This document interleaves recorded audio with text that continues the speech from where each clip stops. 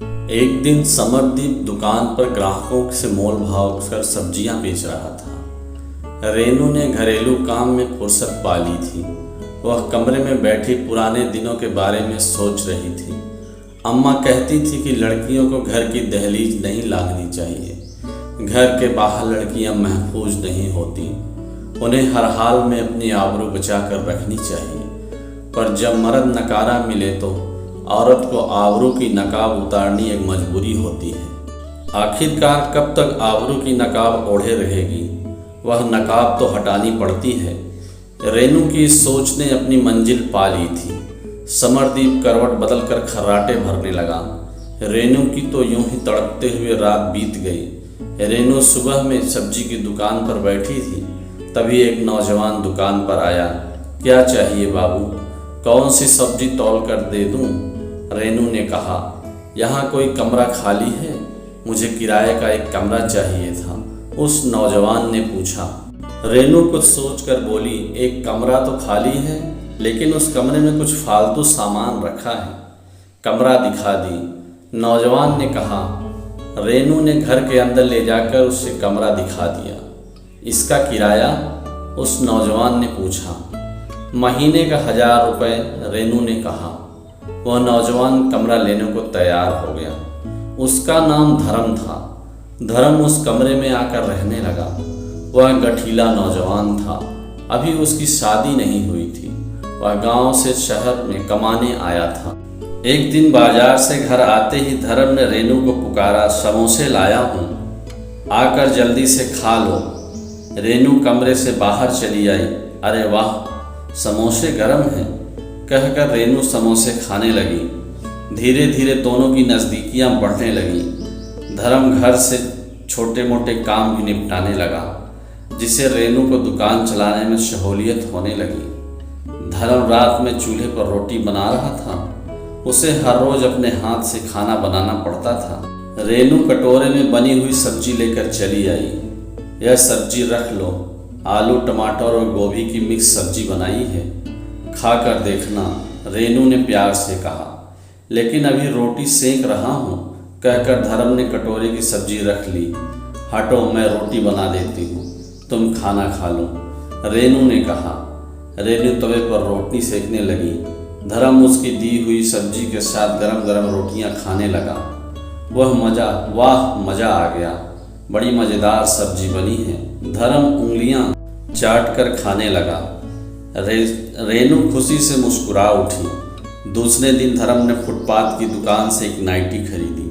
वह नाइटी उसने रेनू को लाकर दे दी। देखो, इसे पहन लेना, यह नाइटी तुम्हारे बदन पर खूब जचेगी। इसे मैं रात में पहन लूँगी, रेनू ने कहा। समरदीप को इस नाइटी पर शक हुआ तो धर्म ने कहा, कह दूँगी कि मैंने खरीदी है। रेनू ने कहा, आज रात तुम्हारे कमरे में मैं आऊँगी, मेरा इंतजार कर लेना, रेनू ने धीमे से कहा। तभी समरदीप ने दुकान से पुकारा, रेनू यह खाली टोकरी ले आओ, इसे बरामदे में रख दो। रेनू बड़बड़ाई, जब देखो मुझसे खाली टोकरी उठवाता है, बाज आई ऐसे मर्द से। आधी रात हो गई थी। रेनू सोई नहीं थी। बगल में समरदीप दारू पीकर सो रहा था। रेनू कमरे से दबे पांव निकलकर धर्म के कमरे की में चली गई। वह रेनू का इंतजार कर रहा था। दोनों ने एक दूसरे के बाहों में जकड़ लिया। समरदीप अपने दोस्त किशन, सूरज और अजय के साथ बैठा दारू पी रहा था। रात के अंधेरे में घर चल दिए। कुछ दूर जाने पर समरदीप के दोस्त अपने रास्ते निकल गए। समरदीप नशे में अकेले लड़खड़ाता हुआ चला जा रहा था। रास्ते में पड़े नाले पर पुलिया पड़ती थी, जिसकी बाउंड्री ढह चुकी थी। नशे के झोंक में समरदीप लड़खड़ाकर उस नाले में गिर गया।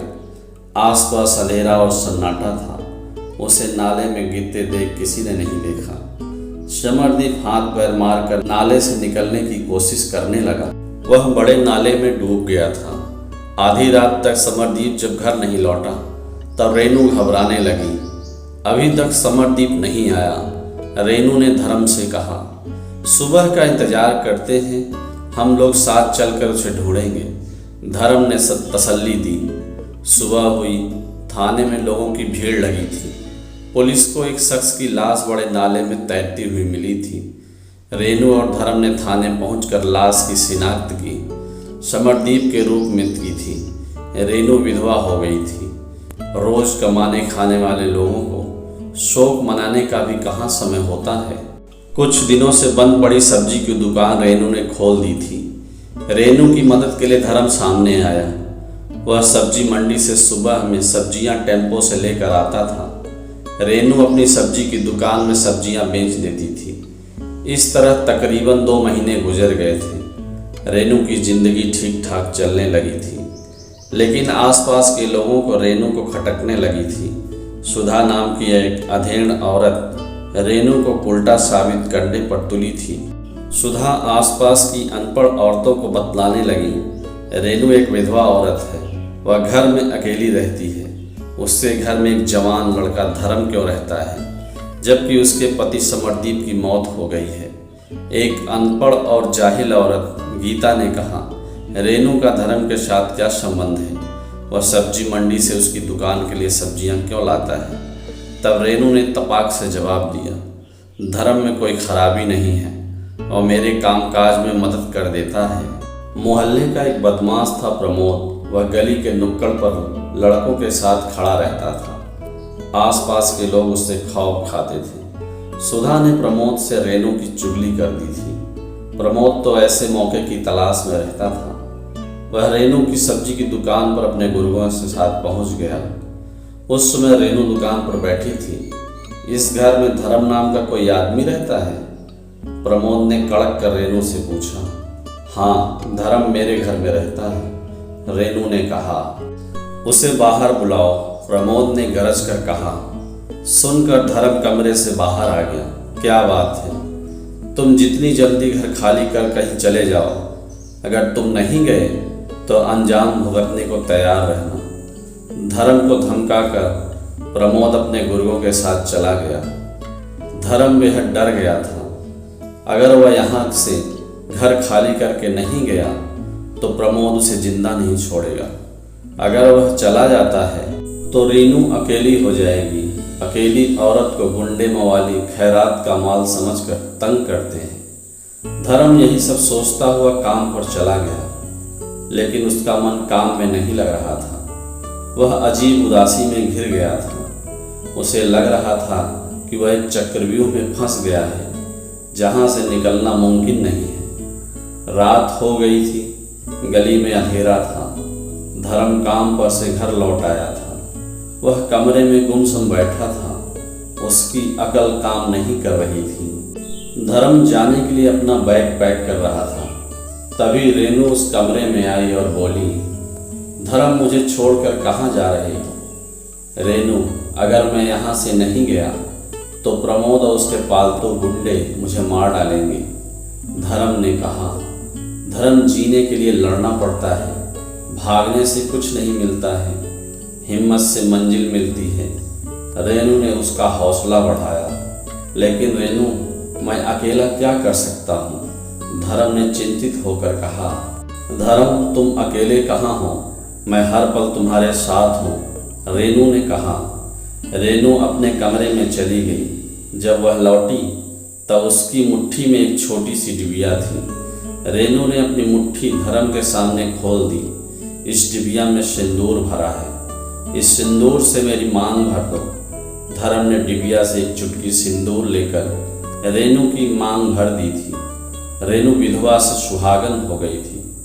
धर्म ने रेनू को बाहों में भर कर कहा, अब कोई हम लोगों को जुदा नहीं कर सकता है।